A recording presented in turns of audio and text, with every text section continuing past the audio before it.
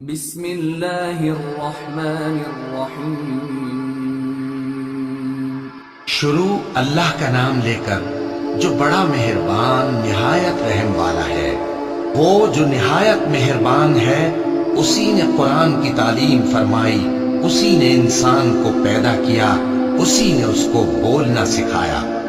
سورج اور چاند ایک حساب مقرر سے چل رہے ہیں اور بوٹیاں اور درخت سجدہ کر رہے ہیں، اور اسی نے آسمان کو بلند کیا اور میزان عدل قائم کر دی کہ اس میزان میں حد سے تجاوز نہ کرو، اور انصاف کے ساتھ ٹھیک تولو اور تول کم مت کرو۔ اور اسی نے خلقت کے لیے زمین بچھائی، اس میں میوے اور کھجور کے درخت ہیں جن کے خوشوں پر غلاف ہوتے ہیں، اور اناج جس کے ساتھ بھس ہوتا ہے، اور خوشبودار پھول۔ تو اے گروہ جن و انس، تم اپنے پروردگار کی کون کون سی نعمت کو جھٹلاؤ گے؟ اسی نے انسان کو ٹھیکرے کی طرح کھنکھناتی مٹی سے بنایا اور جنات کو آگ کے شعلے سے پیدا کیا۔ تو تم اپنے پروردگار کی کون کون سی نعمت کو جھٹلاؤ گے؟ وہی دونوں مشرقوں اور دونوں مغربوں کا مالک ہے، تو تم اپنے پروردگار کی کون کون سی نعمت کو جھٹلاؤ گے؟ اسی نے دو دریا رواں کیے جو آپس میں ملتے ہیں، مگر دونوں میں ایک آڑ ہے کہ اس سے تجاوز نہیں کر سکتے۔ تو تم اپنے پروردگار کی کون کون سی نعمت کو جھٹلاؤ گے؟ ان دونوں دریاؤں سے موتی اور مونگے نکلتے ہیں، تو تم اپنے پروردگار کی کون کون سی نعمت کو جھٹلاؤ گے؟ اور جہاز بھی اسی کے ہیں جو سمندر میں پہاڑوں کی طرح اونچے کھڑے ہوتے ہیں، تو تم اپنے پروردگار کی کون کون سی نعمت کو جھٹلاؤ گے؟ جو مخلوق زمین پر ہے سب کو فنا ہونا ہے، اور تمہارے پروردگار ہی کی ذات جو صاحب جلال و کرم ہے باقی رہے گی۔ تو تم اپنے پروردگار کی کون کون سی نعمت کو جھٹلاؤ گے؟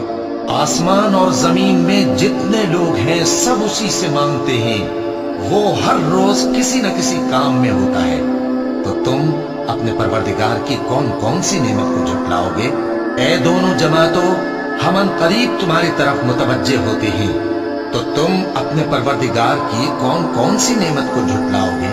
اے گروہ جن و انس، اگر تمہیں قدرت ہو کہ آسمان اور زمین کے کناروں سے نکل جاؤ تو نکل جاؤ، اور زور کے سوا تو تم نکل سکنے ہی کہ نہیں، تو تم اپنے پروردگار کی کون کون سی نعمت کو جھٹلاؤ گے؟ تم پر آگ کے شعلے صاف اور دھواں ملے چھوڑ دیے جائیں گے، تو پھر تم ان کا مقابلہ نہ کر سکو گے۔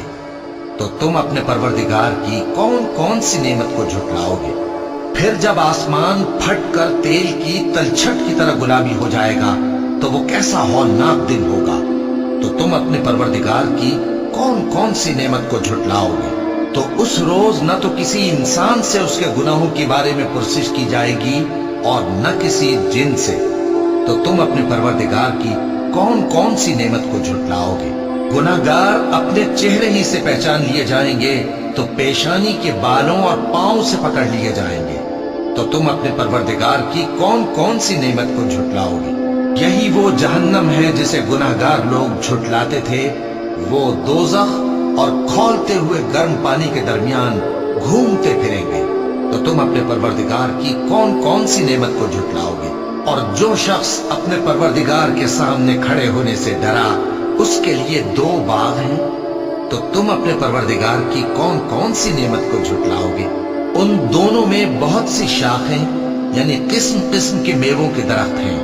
تو تم اپنے پروردگار کی کون کون سی نعمت کو جھٹلاؤ گے؟ ان میں دو چشمے بہ رہے ہیں۔ تو تم اپنے پروردگار کی کون کون سی نعمت کو جھٹلاؤ گے؟ ان میں سب میوے دو دو قسم کے ہیں۔